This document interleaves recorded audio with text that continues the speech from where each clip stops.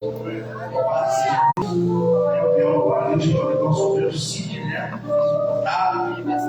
Paulo, estamos aqui no altar, né? Os demais irmãos, né? Pela confiabilidade, né? Do altar. Irmãos, sem demora, Atos capítulo 10, louvado seja o nome do Senhor. Perguntei ao primeiro Cid e falei: tem tempo? Ele: não, fica à vontade. Falei: Senhor, eu preciso de uma palavra. Eu vim mastigando essa palavra, né? Essa é a terceira congregação do Prego Isabel. Preguei no Monte Carmelo, preguei no Monte das Oliveiras, e hoje eu estou aqui pela misericórdia de Deus, né? Mas lá em 2001, irmãos, eu tinha uma trajetória lá no Lins de Vasconcelos, 2001, né? Nós fizemos um propósito lá pela escola bíblica. A gente ia só para a escola bíblica, irmãos, né? 3 anos de propósito. Em 2004 Deus salvou a minha mãe. Depois de mais 4 anos Deus salvou meu pai. Louvado seja Deus. E nós estamos de pé até hoje pela misericórdia do Senhor. Atos capítulo 10, a partir do primeiro versículo. O título diz: o centurião Cornélio. E havia em Cesareia um varão por nome Cornélio, centurião da corte chamada italiana, piedoso e temente a Deus, com toda a sua casa, o qual fazia muitas esmolas ao povo, e de contínuo orava a Deus. Este quase a hora 9 do dia viu claramente numa visão um anjo de Deus, que se dirigia para ele e lhe dizia: Cornélio. Este, fixando os olhos nele e muito atemorizado, disse: quem é, Senhor? E o anjo lhe disse: as tuas orações e as tuas esmolas têm subido para a memória diante de Deus. Agora, pois, envia homens a Jope e manda chamar a Simão, que tem por sobrenome Pedro. Este está com certo Simão curtidor, que tem a sua casa junto ao mar. Ele te dirá o que deves fazer. E retirando-se o anjo que lhe falava, chamou 2 dos seus criados e um piedoso soldado dos que estavam ao seu serviço, e havendo-lhe contado tudo, os enviou a Jope. Pode se assentar, glorificando o nome do Senhor.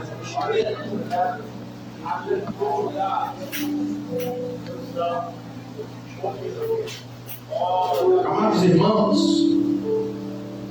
o texto ao qual acabamos de ler é um texto bastante conhecido. Muitos estudiosos, que gostam de Bíblia, vão entender que Atos capítulo 10 é o segundo Pentecoste de Atos. Em Atos capítulo 2 teve o primeiro Pentecoste dos judeus, mas em Atos capítulo 10 vai ser o segundo Pentecoste, mas para os gentios. Irmãos, a Bíblia vai dizer que os judeus, eles consideravam os gentios como homens impuros e imundos. Mas Deus, aleluia, Ele vai revolucionar a história do povo gentil e a respeito do povo judeu. O texto que acabamos de ler vai falar de um homem chamado Cornélio. Quem é Cornélio? Cornélio é um centurião romano. Cornélio tem sobre a sua responsabilidade acerca de 100 soldados e ele deve obediência a César.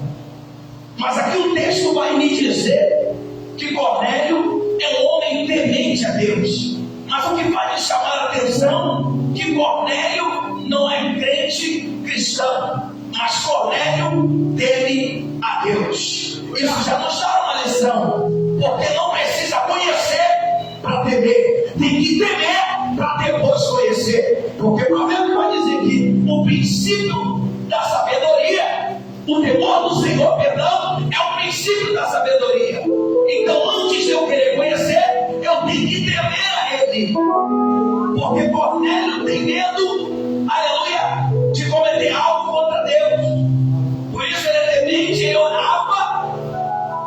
aleluia, e oferecer esmolas a Deus. Mas o texto vai dizer agora que, estando Cornélio há 4 dias em jejum, Deus vai se apresentar em visão para Cornélio, dizendo: Cornélio, a sua oração foi ouvida e as suas esmolas têm subido em memória diante de Deus. E esse anjo dá uma direção, irmãos. É muito importante isso, porque não adianta eu ter uma visão e se eu não tiver direção para, como o nosso presbítero Isaac falou, que obedecer aquilo que Deus permitiu eu ver.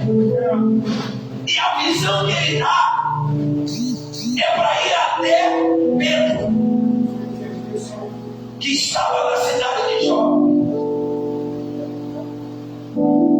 De Cesareia até Jope era 51 quilômetros. Mas eu louvo a Deus que ele vai ter uma direção de chamar 2 servos e um soldado ligado, piedoso, para poder ir buscar Pedro, irmãos. Porque não é toda missão que pode ir qualquer um, não. Tem que ir ligado, alguém que está, aleluia, focado no propósito. Meu Deus. Porque o propósito não é buscar qualquer pessoa. O propósito é buscar o líder da igreja de Atos, Pedro, apóstolo, aquele que Deus disse para ele: Pedro, tu é pedra, e sobre essa pedra eu edificarei a minha igreja. O que é que Jesus estava falando para ele? Que a partir de você eu levantarei uma igreja. Aleluia. E você testemunhará tudo aquilo que eu fizer. Aleluia. E o que vai nos chamar a atenção é que o mesmo Deus que deu uma visão para Cornélio, ele está arrebatando Pedro lá na laje. Aleluia. Um arrebatamento de sentidos, irmãos. Sabe o que é isso? A alma sair do corpo. E qual a visão, pastor Zé, que Pedro está vendo? Uma forma de um vaso transformada num lenço juntado umas 4 partes. E dentro disso, animais vivos para poder alimentar Pedro.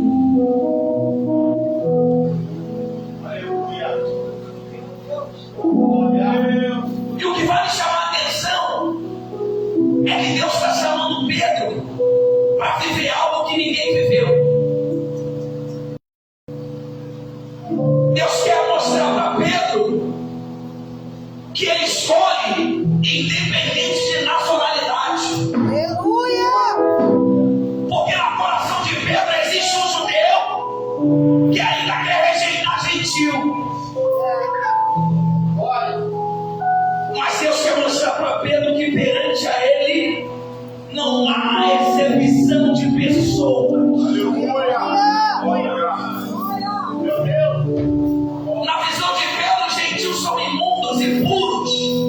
E tudo que Deus está mostrando nessa visão, trazendo animais, aves, répteis, animais vivos. E quando Pedro vê essa visão, Deus diz para ele: mata e come. Peraí, judeu é acostumado a comer pão sem fermento, se alimentar com água. Judeu não está acostumado a matar animais e se alimentar. Isso é o preparo de Deus para a vida de Pedro. Aleluia. Sabe o que Deus está querendo falar para mim e para a tua vida? Primeiro Ele vai te preparar para depois te lançar no campo. Aleluia! Porque Deus não quer crente caído no meio do campo. Deus quer crente preparado e capacitado. Imagina se Pedro vai, aleluia, com caráter, achando, aleluia, que os gentios eram pessoas imundas e impuras, que não tinham direito da salvação. Não, Deus falou, primeiro eu vou tratar com o líder. Primeiro Deus trata com Pedro acerca do cara. E quando Pedro vê essa visão, ele diz, não vou comer. Olha o que Deus fala para ele, Pedro, não ouse rejeitar aquilo que eu purifiquei. Aleluia! Olha, terrível. E Deus fala para Pedro, Pedro, está vendo 3 varões te buscar. Vai com eles e não duvida. A Bíblia diz que Pedro ouve alguém procurando saber aonde era a casa de Simão, porque sabia que Pedro estava ali. Pedro vai ao encontro desses homens, se apresenta e diz, sou eu a quem vocês procuram. Entra para cá, irmãos, porque era uma viagem longa de Cesareia, era 51 quilômetros. Então aqueles homens chegaram cansados. Pedro vai receber, vai trazer para eles uma estadia e vai perguntar, o que vocês vieram fazer aqui? Ele diz, o nosso Senhor, o centurião Cornélio, aleluia, 4 dias em jejum, teve uma visão do anjo, aleluia, que mandou ele te chamar, porque você, aleluia, o Senhor, ia ter uma direção para passar para ele.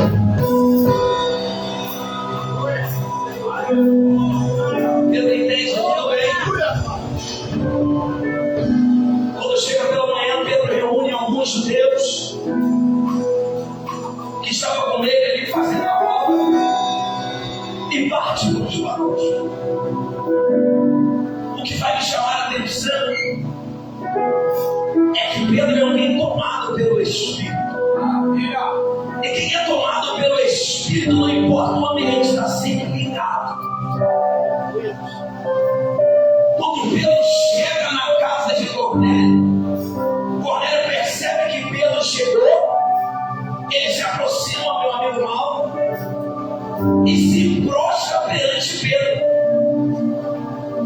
O que vai me chamar a atenção, meu amigo pastor Lopes, é a atitude de Pedro, dizendo, levanta, porque eu também sou homem igual a você. Estou todo arrepiado, é Pedro dizendo, só se deve prostrar perante Deus. Se tem uma coisa que Deus não divide, adoração.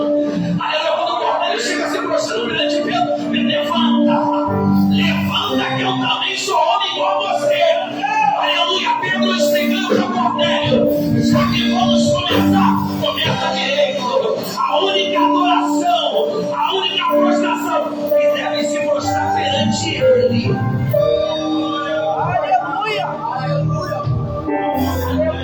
E aí estava Cornélio com alguns amigos e familiares íntimos, pronto para apresentar tudo para Deus.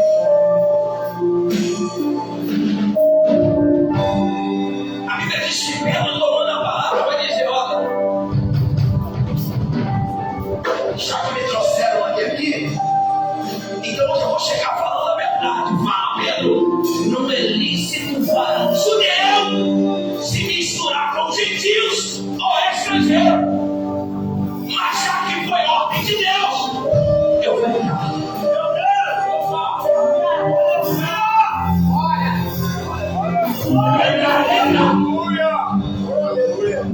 Pedro entende que quem coloca olha isso a Deus. O caráter de Pedro já foi forjado dentro de casa antes de chegar ao culto. Não me preparo quando eu estou no culto. Já começa na minha casa, quando eu saio de casa. Aquilo que está consciente daquilo que eu vou fazer dentro da igreja. Porque Deus não presta culto para ninguém. Somos nós que oferecemos para Ele. E tem que oferecer direito. Porque Deus não recebe qualquer tipo de adoração. E o que vai me chamar a atenção é que Pedro pergunta para Cornélio novamente: para que mandaram me trazer ou me chamar até aqui? Aí né? Diz, dando eu 4 dias em jejum, tive uma visão de um anjo. E o anjo me direcionou a você e disse que você tinha algo para passar para a minha vida. Você é forte, irmão. Só pode passar algo para alguém que tem. E garantir alguém é o Espírito Santo de Deus, irmão. Então, quando alguém vier até você, dependente de carro, aleluia, patente, dizendo: pode me dar uma palavra, você tem que ter algo. Porque se você não tiver nada, você está vivendo em vão. Você está vivendo.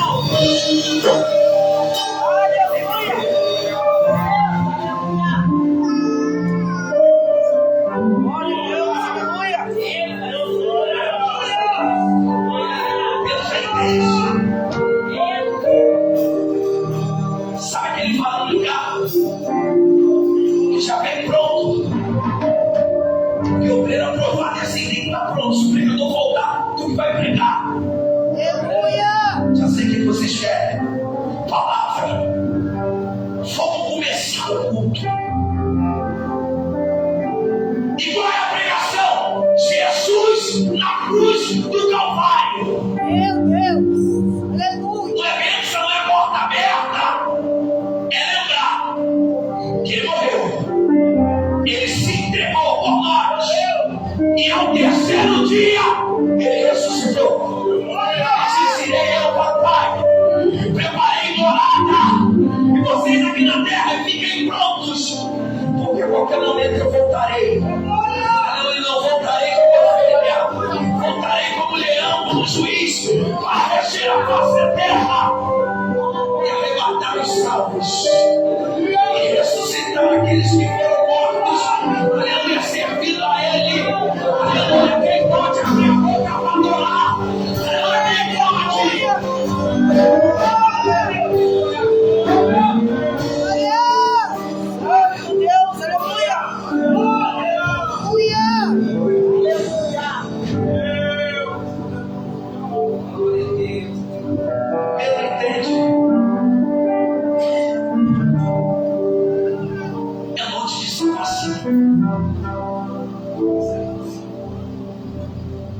E desde onde chegou até o novo para ver salvação tem que falar da cruz. Porque a cruz lembra tudo aquilo que o mestre teve que passar para nós podermos estar de pé hoje. Para ver arrependimento tem que ter cruz. Tem que lembrar que nós só estamos de pé hoje porque eu teve alguém 1000 anos atrás que se entregou na cruz. Aleluia! Isaías diz: quem deu crédito à pregação? Deus da glória! Ele foi moído. O castigo que nos traz a paz estava sobre ele, e pelas suas pisaduras nós fomos sarados. Que haja salvação terra sobre a cruz. Aleluia! Que a primeira pregação não pode ser venda, não pode ser porta aberta. Tem que pregar sobre a salvação.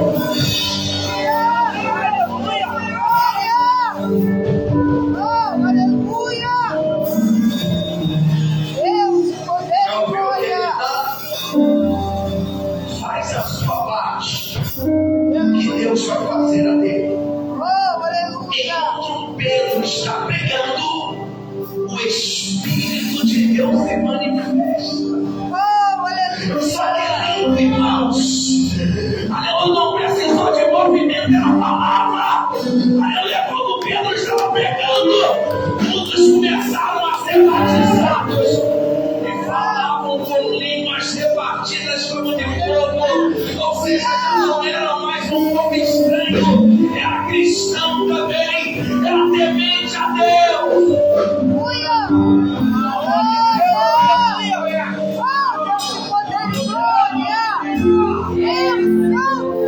Houve salvação na casa de Cornélio.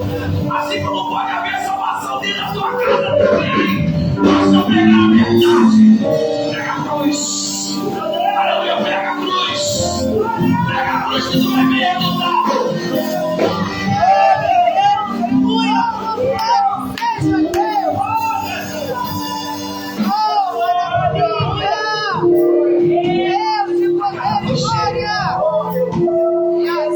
Foi tomada. Aleluia, o Espírito Santo se manifestou. Aleluia, você que gosta de Bíblia. Aleluia, nós precisamos ver Atos dos Apóstolos. Aleluia, nós precisamos ver. Aleluia, o que é essa igreja. Aleluia, o que é obedecer. O que é viver o verdadeiro Evangelho.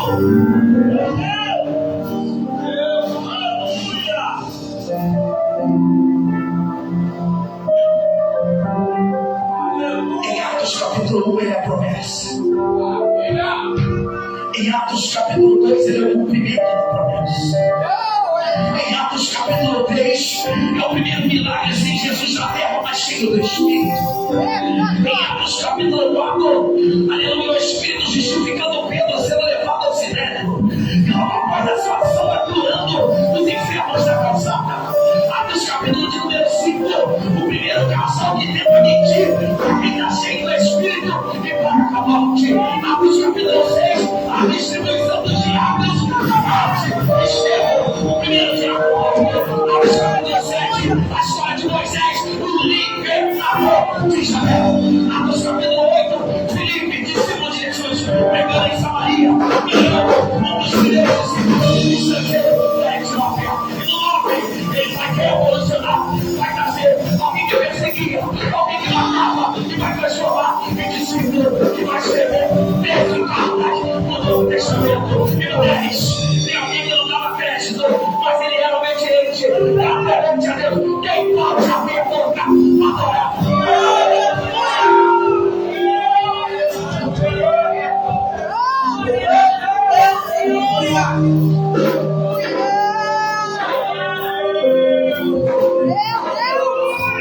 Coisa linda, Jesus!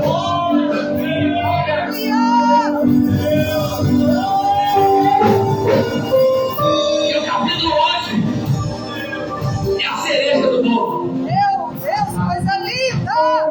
Oh, Porque quando Pedro volta,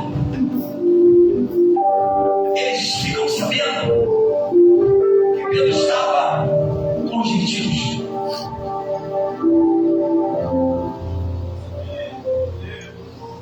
E agora Pedro precisa justificar-nos. Quer um recado? E uma lição de vida. Nunca cobre do teu líder aquilo que você não faz. Dói, mas sabe. Porque aquilo que eu não faço, eu não posso cobrar. E mesmo assim, há uma hierarquia. Ao anjo da igreja foi dado o cajado. E é ele quem tira. É ele que precisa saber aonde a ovelha está indo. Não é a ovelha querer saber da vida do pastor. Porque o pastor cuida da igreja, que foi dado a responsabilidade. E quem cuida do pastor? Deus. Mas pastor, se o pastor errar, quem é Deus? A gente tem o privilégio de ser corrigido pelo pastor, mas o pastor não tem o privilégio. Ele é tratado diretamente pelo céu. Porque Deus supervisionou uma oportunidade única de conduzir ovelhas na terra. aleluia! Que é uma lição que foi falada aqui. Obedeça acima de tudo. Assume a tua liderança. Ajude a carregar o fardo. Sabe para que os obreiros, todos aqueles que propõem o cargo ministerial dentro da igreja, é para ajudar o líder a carregar o fardo. Não é para largar nas costas do líder, não. Tu tem que orar. Porque enquanto tu está em casa dormindo, tem uma liderança orando, clamando. A responsabilidade é grande, mas a responsabilidade não é só do altar. A responsabilidade é sua, que tem que ajudar a conduzir o rebanho. Só te pega a permissão do nosso pastor.